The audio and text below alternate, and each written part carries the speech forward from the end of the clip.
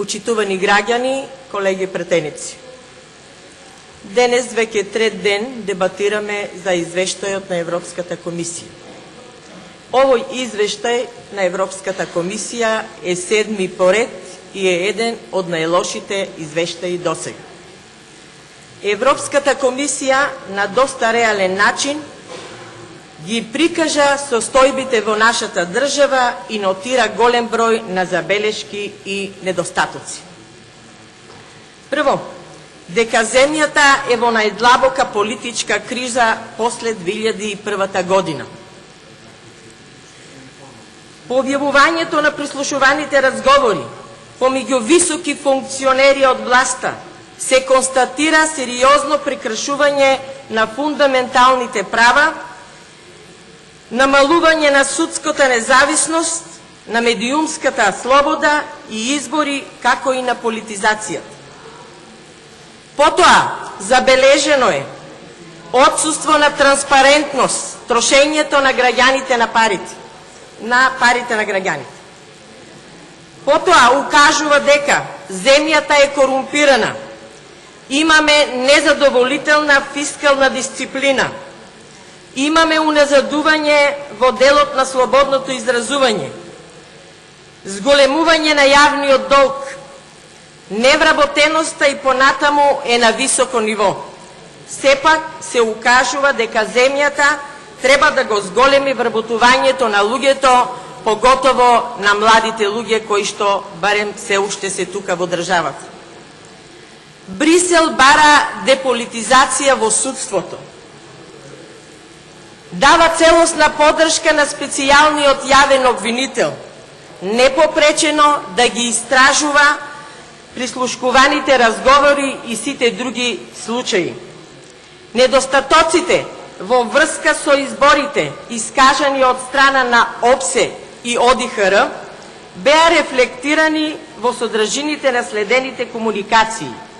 Овие комуникации вклучуваат дискусии за манипулација со избирачките списоци, вклучително закани кон државни службеници, купување на гласови, спречување на граѓаните да го оствараат своето бирачко право. Мерките од итните реформски приоритети на ПРИБЕ и препораките од ОПСЕ и ОДИХР наведуваат како клучни за спроведување пред да се одржат изборите во април 2016 година. Тоа значи дека многу е битно овие избори да бидат по сите правила, затоа што досега е констатирано дека и изборните неправилности се клучни извори за политичката криза. Во однос на образованието, Европската комисија констатира дека земјата е умерено подготвена. Во извештајот сепак се нотира дека се уште останува голем јазот помеѓу еднаквите можности во образованието помеѓу етничките групи, како и помеѓу руралните и урбаните средини. А на маргините се оставени децата со специјални потреби. Европската комисија забележува дека далекосежните реформи во образовниот систем се ставени во мирување поради големите протести што се случуваа во нашата држава. Бројот на децата од 3 до 6 години во предшколското образование е пораснат на 34%, но останува далеку под бројката предвидена од Европската Унија од 95%. Повеќето од програмите и обуките на стручното образование не одговараат на барањата на пазарот на трудот. Препораката на Европската комисија е да следната година земјата треба да донесе реформи во однос на обуката на наставниците, насочени кон подобрување на основните и трансверзалните вештини во основното ниво на образование. Да го оцени спроведувањето на реформите во секторот на образованието од 2005 година до 2015 година. Да се развие нова стратешка разлика за образование која ги поврзува сите реформски процедури. Во однос на културата, Европската комисија укажува, повикува на стратешко планирање на трошоците.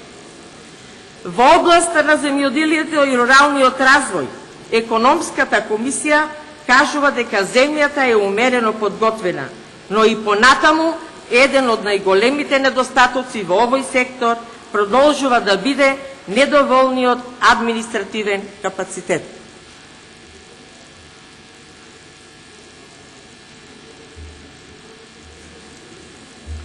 Исто така, земјата треба да се фокусира на поефикасно користење на ИПАРД фондовите, неповратните средства, каде што во буџетот на Европската Унија се вратени 15,6 милиони евра неискористени финансиски средства.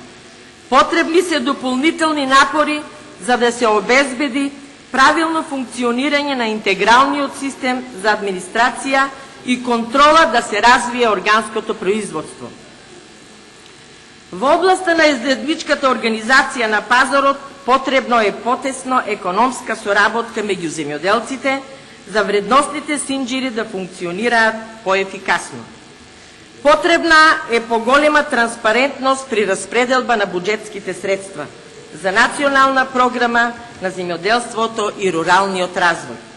И следење се разбира на нивното трошење.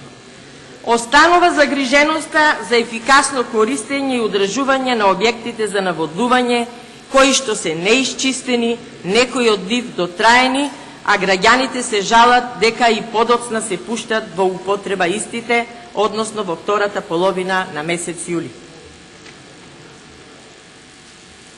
Во однос на безбедноста на храната, земјата има одредено ниво на подготвеност. Но наредната година земјата треба да ги зголеми административните капацитети, особено во инспекцијските служби и лабораториите, да ги засили напорите на фитосанитарната политика. Годишната програма за следење на безбедноста на храната се спроведува делумно. Потоа, во однос на ветерината мора да се напомени дека голем дел од забелешките во извештајот се повторуваат 2-3 години по серија исти. Како главни недостатоци, повторно се повторуваат долговите од ветеринарните здруженија, како и тоа дека не се воспоставени системи за собирање на третман за нус производите од животинско потекло. Во делот на фитосанитарната политика скоро и да немаме напредок. И сите забелешки од минатата година се повторени и во овој извештај.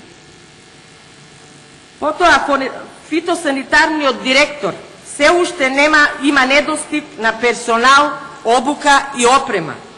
Координацијата помеѓу надлежните органи во секторот останува слаба и неефикасна. Во однос на јавното здравство, загрижувачки е што нема напредок во однос на политиката на заштита на менталното здравство. Особено во делот на институциите задолжени за тоа, кои остануваат со недоволен човечки и финансиски капацитет. Системот за електронска картичка, здравствена картичка е само делумно функционален. Недостатокот на човечки финансиски ресурси, вклучувајќи ги и натрупаните долгови, продолжува да ја поттикнуваат одржливоста на јавната здравствена програма, како и еднаквиот пристап до здравствената заштита. Здравствениот сектор се уште не е ефикасно децентрализиран. Во наредниот период земјата треба да обезбеди ефикасна и високо квалитетна здравствена заштита. Извештајот на Европската комисија за напредок на Македонија не ги изненадува познавачите на состојбите во нашата држава. Но генерално се изненадени и тоа позитивно, што конечно, отворено, а некако досега дипломатски завиено се диктираат и критикуваат клучните пунктови. Овој извештај да би бил со вакви оцени и со вакви реални остри тонови во делот посебно на економските критериуми, уште во 2010 и 2011 година, ние денес немаше да бевме на оваа дереđе на кое што сме. Благодаря.